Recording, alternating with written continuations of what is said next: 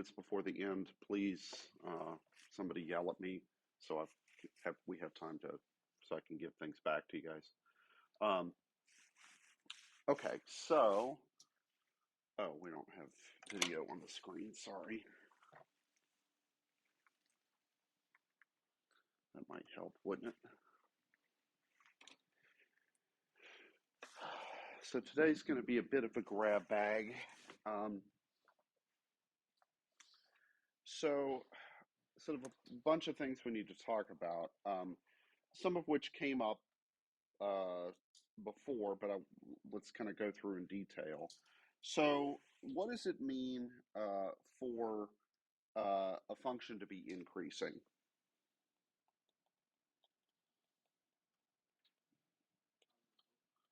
Yeah, positive slopes, like we could sketch pictures, right? But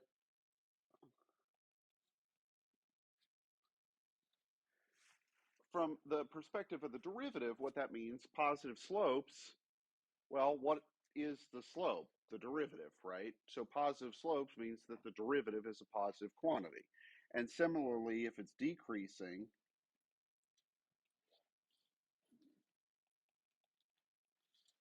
then the derivative, the slopes are negative, and so the derivative is negative, okay? So that makes sense. And then what happens if f prime is 0?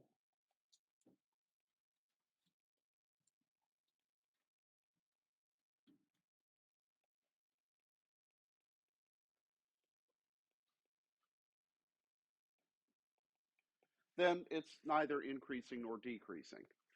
Okay, now f prime being 0 is going to be important because that's where we're going to look for places where we might have maxima and minima. So, like, for example, when we were talking about the sort of basic physics, if I throw a ball, right, throw a ball up in the air, what's true about the velocity of the ball at the peak point?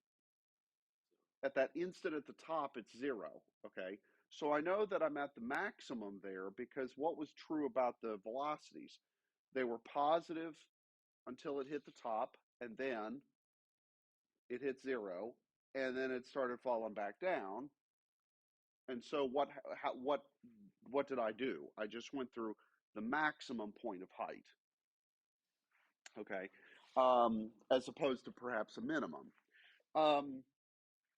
Okay, so yeah, so we'll talk more about that. But so this is all about the first derivative, okay? And what basically are the shapes? Well, positive slope, negative slope, like it's pretty obvious what that looks like, right? You can sketch whatever pictures you want. Okay. The one that's maybe a little bit more exciting is when we look at the second derivative. Okay, so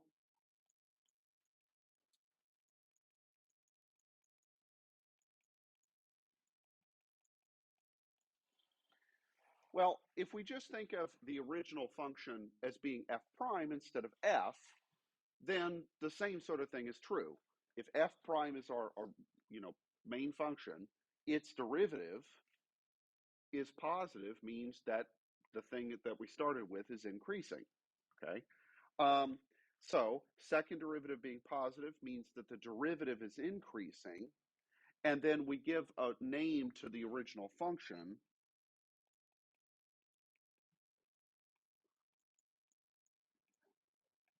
We say that the original function is concave up. Okay, now here's where the pictures get a little bit more entertaining because it's possible for lots of combinations of things to exist. Okay, so concave up, roughly speaking, you should think of like something like this. Okay, so the derivatives are increasing. Right, so what are the slopes? What's the slope say here? Negative something. What's the slope say there? Well, it's still negative, but it's bigger than the slope of the red line. And then what happens to the slopes is I keep moving to the right. Yeah, they eventually get positive, but point being they're increasing. Okay, so just because the it's concave up doesn't mean that the slopes have to be positive. It just means that the second derivative is positive. Okay. All right. Now, similarly,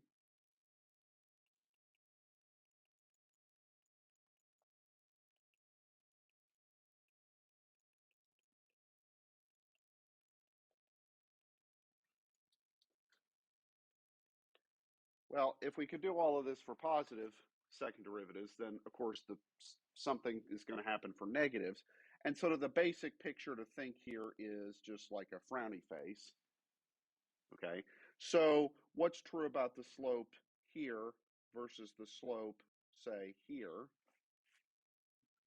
It's decreasing. Okay, on that side of the curve, the slopes are both positive, but of course I could have picked points over here where the slopes are negative. Okay, so again, just because the second derivative is negative doesn't mean that the slope has to be. It just means that the slope is decreasing. Okay, do you guys see the distinction there? Because that's important. Okay, so right now, like with the, of course, the derivative can be one value here and another value over there, right? So it's possible that a function is concave up for part of the time and concave down for other parts of the time, or increasing at some places and decreasing at others. Okay, that shouldn't come as a huge surprise. But the places that we need to look for in order to determine where is it that a function is either increasing or decreasing or concave up or concave down are places where the derivative or second derivative is equal to zero. Okay, so those are the points of interest. Okay, now strictly speaking, we also have to worry about if either of them are undefined, but that is a rare enough occurrence that most of the time you don't have to worry about it. Okay, all right, so another definition. F has a critical point at A if f prime of A is 0 or f prime of A is undefined. Okay, most of the time it'll be the equal to 0 situation. Okay, so sorry, let me just look at one thing real quick.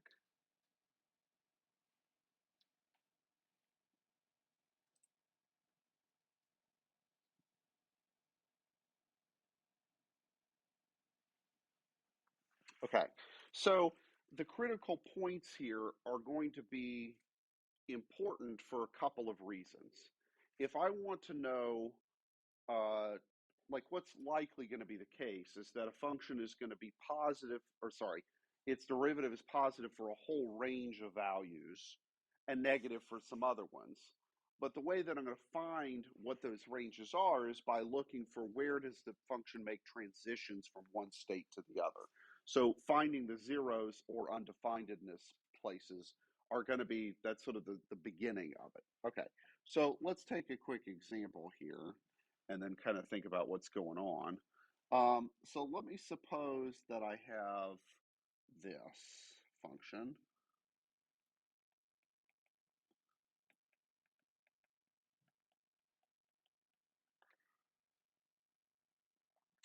Okay, and I want to find all the critical points of this thing and figure out where is the function increasing, where is it decreasing, where is it concave up, where is it concave down, all of those sorts of things. And then we'll look at how that relates to what the graph would look like. Okay, now, what roughly speaking should the graph of this thing look like? What kind of function is this?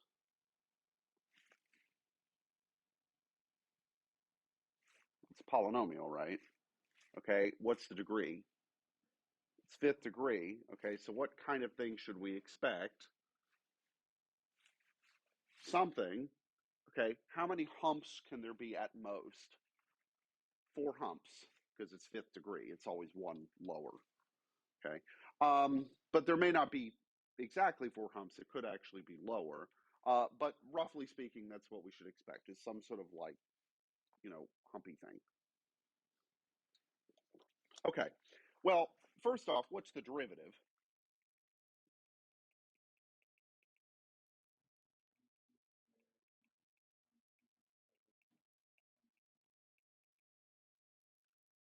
Okay, and what I need to do is set that equal to 0. Okay, now strictly speaking, I also need to consider if it's undefined. But what kind of function did we start with? A polynomial. Are polynomials ever undefined? No. And the derivative is also a polynomial. So there's no problems with undefinedness here. Okay. Now, I will say that solving polynomial equations can be a rough time. Okay, because if it's quadratic, well, you guys have all those factoring tricks, right? And there's also the quadratic formula. But if it's a high degree polynomial, then factoring it can actually be like exceedingly difficult or even outright impossible. However, in this case, what do we notice about the the form of our answer, our derivative? We can factor out a t squared. That will be very, very helpful. While we're at it, we can also factor out a 20. Okay. Um, and so we'll have what? And actually, I'm going to factor out a minus 20 for reasons that'll become clear in a moment.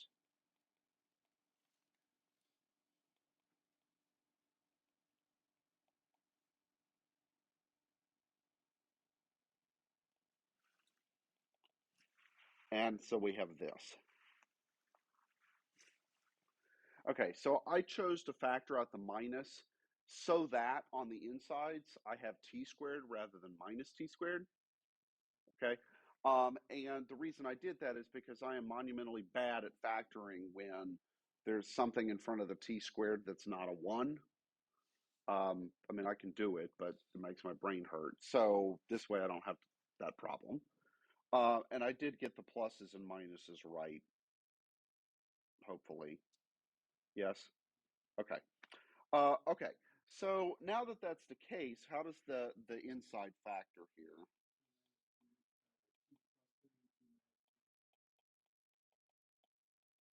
You guys agree? Okay. So when does this thing equal to 0?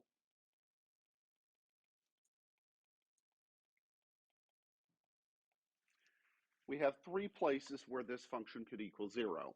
T equals 0, t equals 2, and t equals minus 3. Okay. Yes.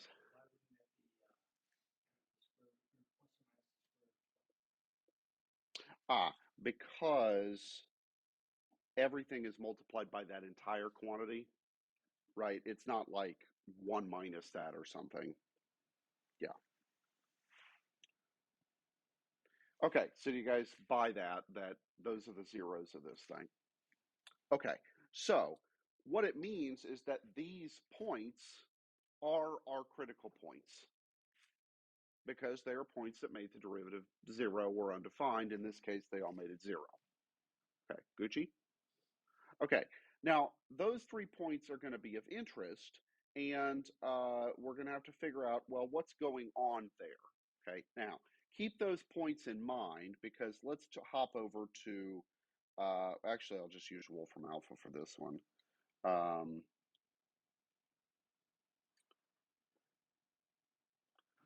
okay, so what was the original function? It was 50 plus 40t cubed. Um, this is where having one of those keyboards would be really nice. Minus 5t to the fourth. Minus 5t to the fourth. Minus 4t to the fifth. Minus 4t to the fifth. Okay. All right, hold on. Let me get the internet back on.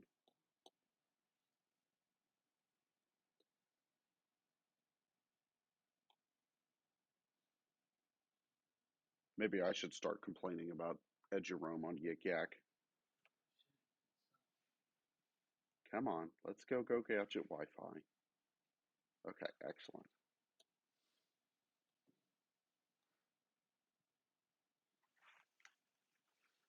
Okay, so here's our graph, and let me kind of well, I can't really zoom in on it, but looking at the top version of it, it's the same function for both graphs. It's just changed the range of x's and y's, and obviously the first one's much more useful for us because what do we notice is going on at the 3 points in question that we had a minute ago? What's going on at -3? The slope's changing from minus to plus. That's interesting. What's going on at 0? Or sorry, what were our three values? Yeah, okay, so 0, 2, and -3. All right, so -3, you guys would agree something clearly interesting is happening. All right, what about at 0? Well, the slope, what's the slope there? It's 0, okay? Is this point interesting in any way? Well, maybe not in the same way that the one at -3 is, but this is like the situation here is the function's increasing, it hits 0, so it like takes a breather, and then it starts increasing again. Okay, so yeah, it's interesting. Maybe not quite as interesting as the last one, but still worth noting. Okay, and then what's going on over there too? Yeah, it goes, the function is increasing, hits 0 slope, and then starts decreasing. Okay, so what do we think we should call the point at -3? It is, all three are critical points. Okay, now we're classifying what kind they are. What do we think is going on here? What's special here? It's not an inflection point because we haven't talked about the second derivative. Still haven't talked, I mean, it is there, but like this point specifically, what do we call this? It's a minimum, right? And does that make sense looking at the picture? Yeah. All right. What about over at 2? What's going on there? It's a maximum. Okay. And we'll say relative or local in this case because here, for example, at 2, is this a local maximum, meaning it's sort of the top of a hump? But it's not like the biggest that the function ever gets because, well, it could get all the way up here to like 600 or something, right? Okay, so there's a difference here between local and global. We'll talk about the global part later. Um, yeah, okay, and then what's going on at -3? Well, we've got a minimum there, a maximum over at 2, and the dude in the middle is neither a maximum nor a minimum, right? And something else interesting is happening there. It happens to be what we'll call an inflection point. We'll talk about that one in a moment. Okay, so um, okay, so let me actually just take let me take this and I'm going to copy it to the next page.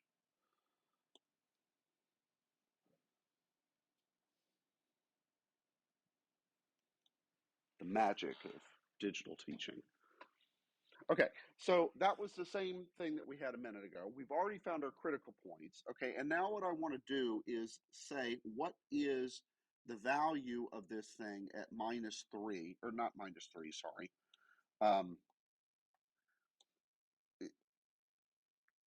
I need to take the points and I'm going to draw a number line, and I'm going to carve up the number line into 3 regions. Everything to the left of -3, everything between -3 and 0, everything between 0 and 3, or sorry, 2, and everything 2 and on. So that's what, 4 regions, not 3? I can't count. It's too early, and I haven't had coffee yet. Okay. All right. So do you guys agree that I've got those 3 points, and that carves up the number line into 4 distinct regions? Okay. So what is true about f prime on these regions?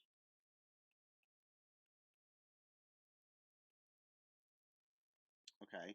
And so these would be the regions in interval notation,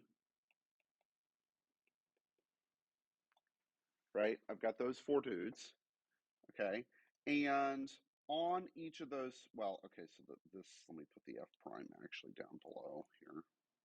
On each of these, what is the value of the derivative?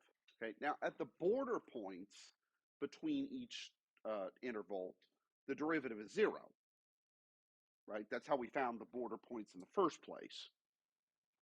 But what is it on those intervals? So if I'm to the left of -3, what is the value of f prime? Okay, it's negative. How do I know that other than the graph? Yeah, well, so like, let me think of -4. Okay, you can pick a test point. So if I pick -4, which is definitely in that far left region, and I go back up to my factored derivative, what happens if I plug -4 into that thing? Well, what's the quantity that's circled in green going to be? That's always negative, no matter what. Okay, then the two monomials, if I plug in -4, the second one is going to be negative, and the third one would also be negative. Three negatives multiplied gives you a negative. Okay, so on this region, I know that my function is, or my derivative is negative, and therefore, what is the function on that interval? It's decreasing. It has negative slopes. Okay? All right. Now we got to do the exact same thing for all the other intervals. Okay, so why don't you guys take a second and see if you can deduce what we should put for the other three subintervals.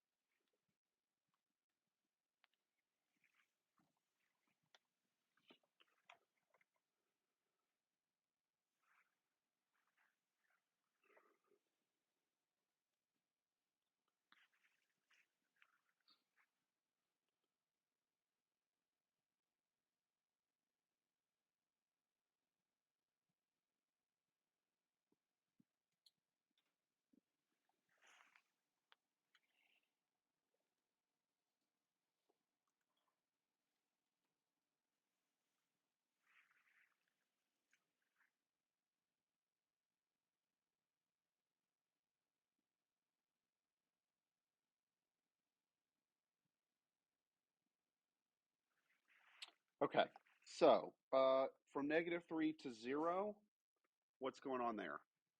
It's positive and it's increasing. Okay, do you guys agree? Yeah. All right. Now, how did you determine it was positive? What did you pick between -3 and 0? -2. What else could you have picked? -1, right? Pick something to make your life easy, right? From an arithmetic standpoint. Um, might as well. All right. What about from 0 to 2? What's going on there? It's positive, and so it's increasing. And from 2 to infinity? Hmm? Mm.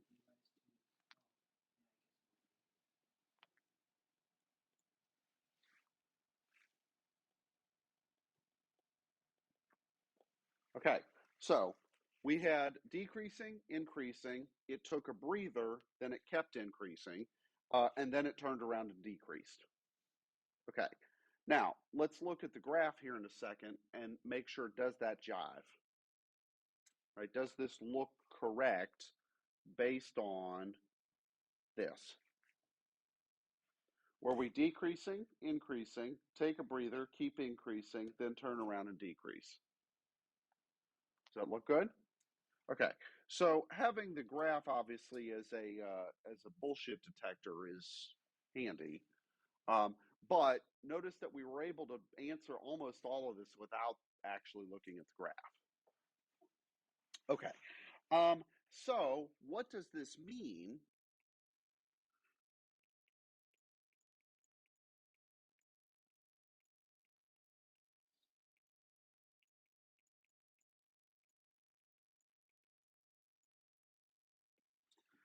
It means that the point where we went from negative slope or decreasing to increasing, that was what we'll call a local minimum. Okay, does that make sense? No? Okay, what's going on over there at 2? Local maximum, okay? And so, and I'm just writing f of 2 here because I don't really care what the y value is at this moment. It's just whatever you get.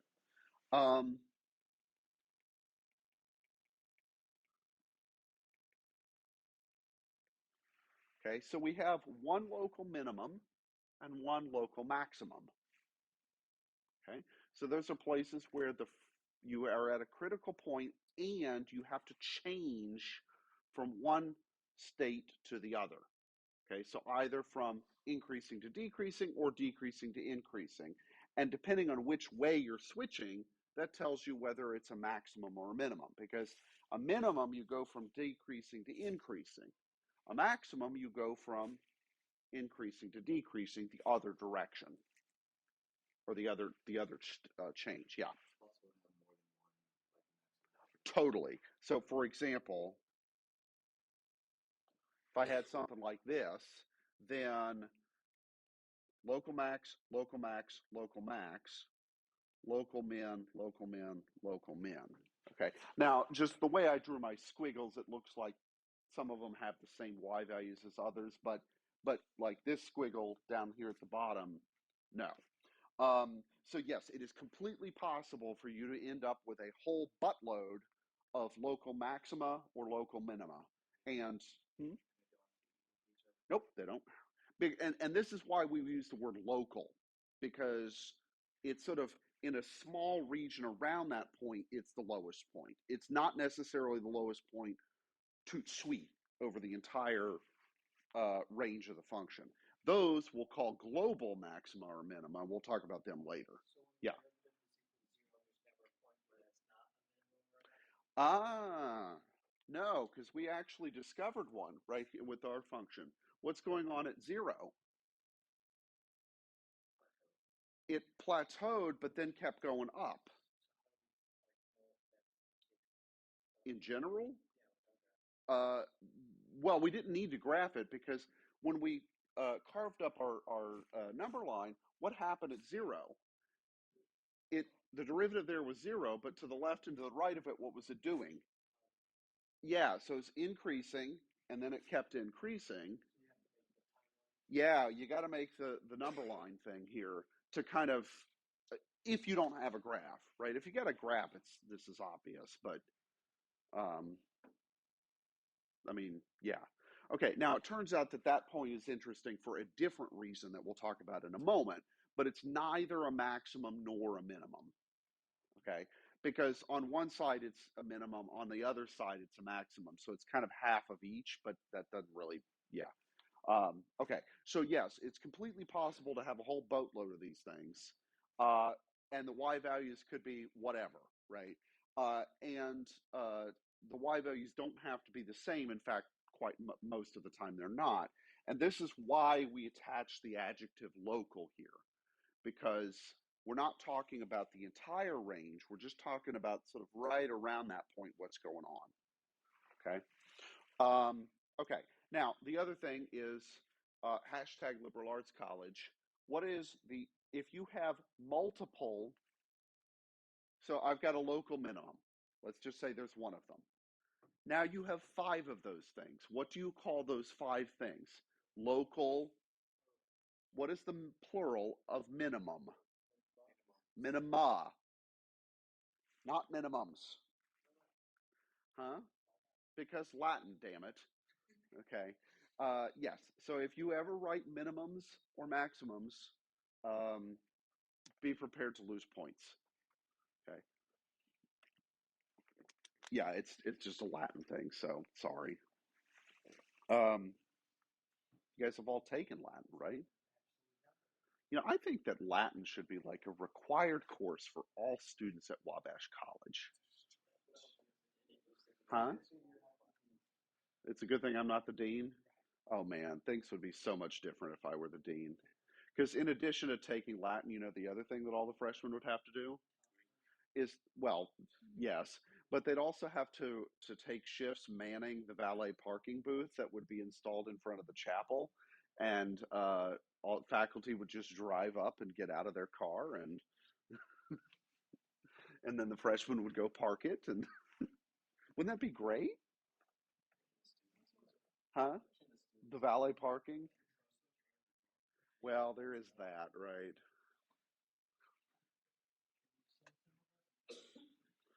Well, I've seen some of your, attempts at parking, um, or even worse, attempts at parallel parking.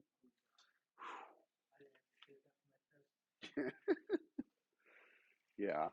And you know what? Forget self-driving cars. I just want a car that can auto parallel park, right? Like that doesn't seem too much. Huh? Yeah, that helps, right? But my car is like a couple of years too old before like backup cameras were. Well, yeah, but you're a college student, okay? I had a crappy car when I was a college student too.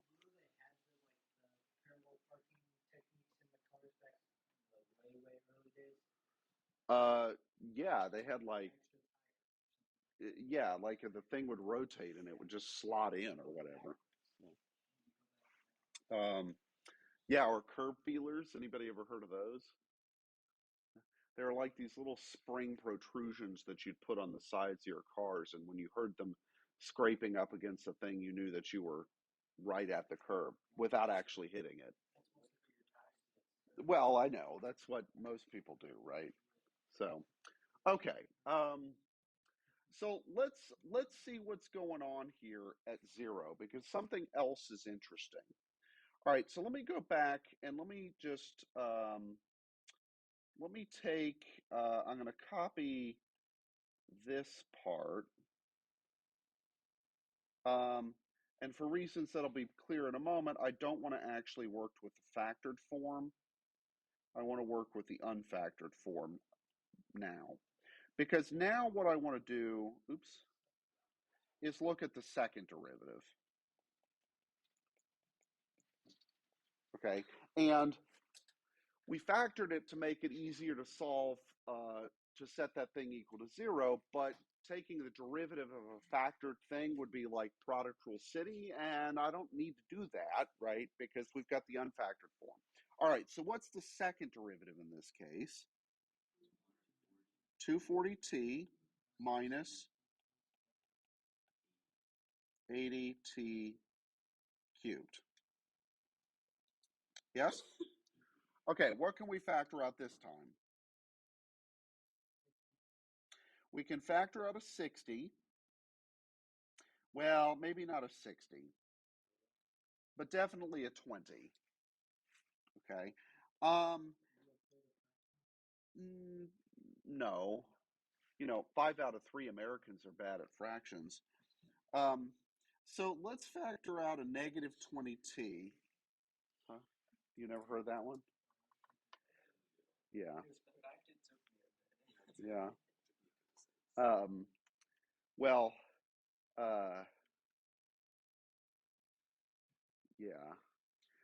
That's how I feel, by the way, whenever I drive up to Lafayette and I pass by the Fifth Third Bank. Like, I'm sorry, but if you're a bank that's using A, improper fractions, and B, fractions that have denominators that mean that decimal expansions don't terminate, like, I really don't think I want to trust you with my money.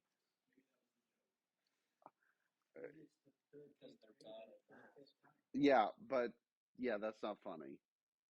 Yeah. Oh, you bank with Fifth Third? Okay. Your assignment for Wednesday is to find out why the hell it is called Fifth Third Bank. Okay? You don't automatically fail. Okay? Fifth Third? No, it's like fifth and third. Like, and their logo even is the like 5/3, the fraction. Huh? 1.6 repeating.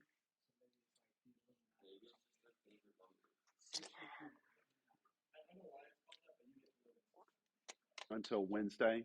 Uh-huh. Yeah. Okay. That's fine. Okay. So what do we get when we factor this? So what's left? Negative 60 plus 3t squared plus 4t cubed, or negative 6. Sorry, not negative 60. Or I'm sorry, and that should be t and t squared, not like that. Okay. So t equals 0 is clearly a solution, right? That one's the easy one. But in order to find the other one,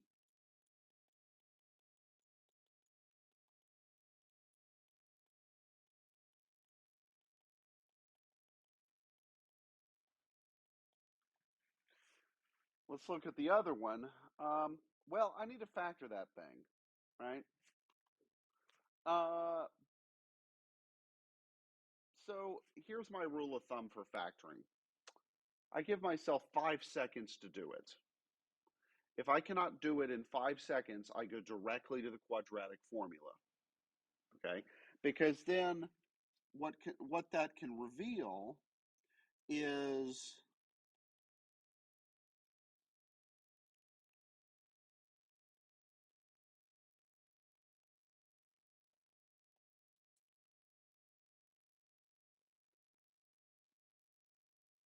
okay, I feel like I've made an arithmetic mistake here.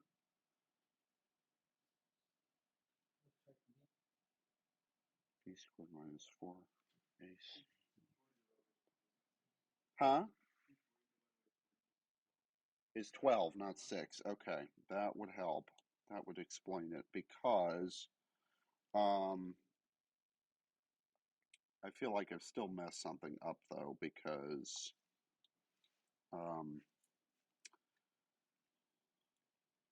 okay, so let's see. B squared minus 4ac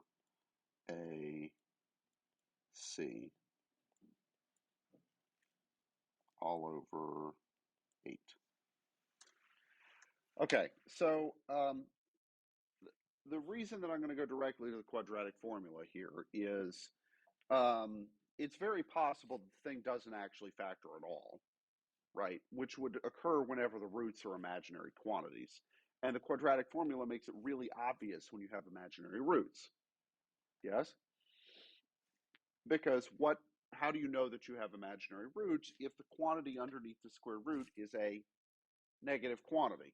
Now, is it here? No. Okay, so that didn't happen in this particular case, but it could theoretically happen. And because I'm monumentally bad with arithmetic and I haven't had coffee this morning,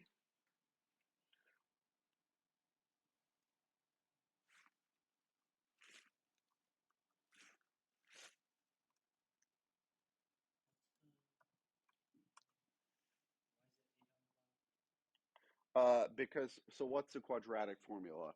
Negative b plus or minus the square root of b squared minus 4ac all over 2a. Okay. All right. And so we get, those are our roots. Numerically, these come out to be like negative 1.6 and 0.9. And again, guys, I feel like I've messed something up here. So let me just do a quick computation to double check that I'm not being a complete moron.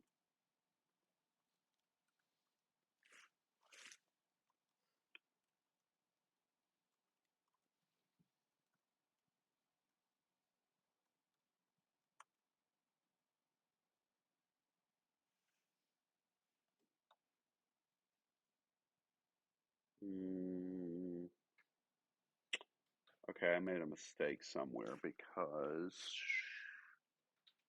I'm not getting the same answers if I do this numerically. Okay, let's just double check that I didn't screw something up here. Our first derivative is good. Is our second derivative correct? Yeah?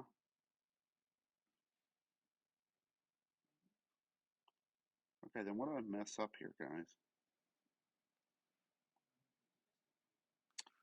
Well, I'm not getting the same answers as I should be, so I clearly have messed up something.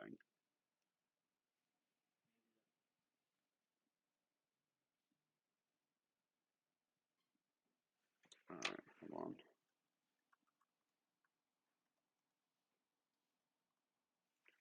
240t minus 60 minus, or 60t squared minus 80t cubed. Okay, so that part's right. And then I factored out a negative 20t, and that left me with 4t squared plus 3t minus 12. Oh, that's why, because I typed 6 instead of 12. Okay. All right, so these two roots are approximately negative 2.14 and 1.39. Okay. All right. So what we want to do then is let's go back to the graph for just a moment and consider those three t values. Okay. Now t equals 0. Okay. It's obvious what's going on there. Okay. Um, and so think about what inflection basically means is concavity, right? Is the thing concave up or concave down? Now, sort of geometrically, what does concave down roughly look like? Frowny faces. Concave up looks like smiley faces. Okay, so the points that we're going to be interested in are places where the concavity changes. In the same way that for maxima and minima, what were we interested in? Where the first derivative changes sign. Okay, so looking at the graph, do we see places where it looks like the function goes from being a smiley face to a frowny face shape? Okay, where roughly do those occur just looking at the graph? Well, what would you guys say? Definitely here at 0. Okay, I think we're all clear on that one. And then maybe something's going on somewhere in here, sort of, maybe. Because what did we get for our, yeah, okay. So we'll look at those 2 points in a moment. But so we got what, 1 point something and negative. Okay, so something maybe weird is going on just around -2 and 1. Well, there's definitely something going on here at 1, or just past 1, rather, right? So on this little piece, does it look like we're more smiley face? Yeah, roughly. Okay, and then to the right of that, we're more frowny face. Okay, so places where the second derivative changes sign are called inflection points. Okay, and then it's maybe not quite so clear from the graph if the thing at -2 is anything special. How are we going to answer which one of these things is special? Well, how did we do this for the first derivative? We drew that number line. So let's do the same thing with these three new points that we found. Okay, does that make sense, the sort of procedure here? Okay, so let's go back to our um, thing here. And what I need to do is draw a number line with those 3 points on it. Okay, so somebody tell me what, well, okay, let me actually go back to, I'm going to copy, um, I'm going to copy this piece here. And I'm going to paste it there because we'll need that. And then what were the 3 points of interest? Oops, hold on. Negative 2.14, 0, and 1.39. Okay. So that carves us up into 3 subintervals.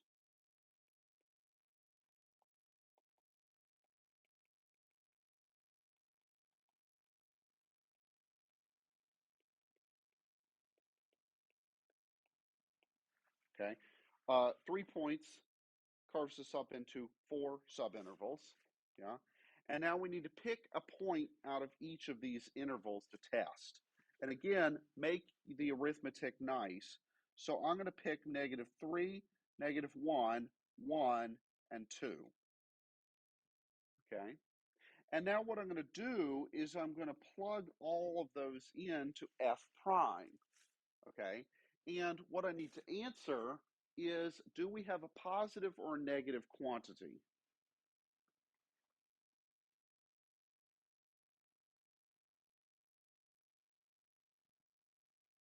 Okay, so if I plug -3 into this, this first term is clearly positive, right, because of the minus coefficient. If I plug -3 into that, what do I get? Positive or negative? Okay, so I'm going to cheat here for the sake of time. We get 900 for its second derivative. Okay, which is very much positive. Okay, and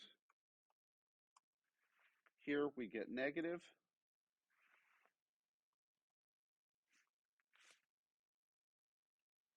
Here we get positive. Here we get negative. Okay, so what if that's f double prime, f being, or f double prime being bigger than 0 means f prime is increasing.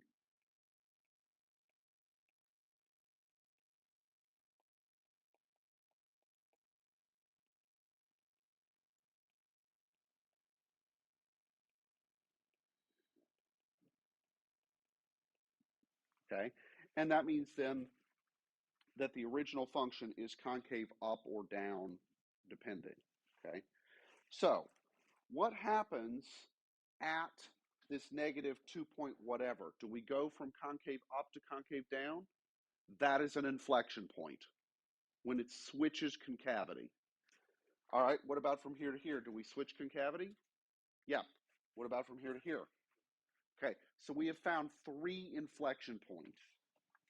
And in this case, all 3 of them happen to be, or well, let me use the 3.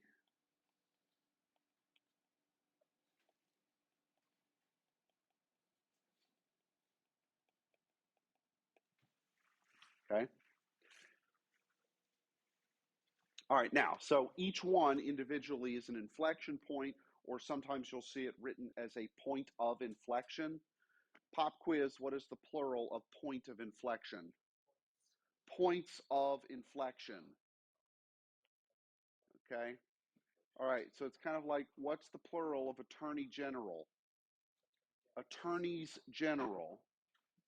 General is the adjective. Attorneys is the noun, right? Yes. Or what's if there are multiple people in the military that face court martial, then what do you call this? Courts martial. Okay. All right. Hashtag liberal arts college. See you guys Wednesday.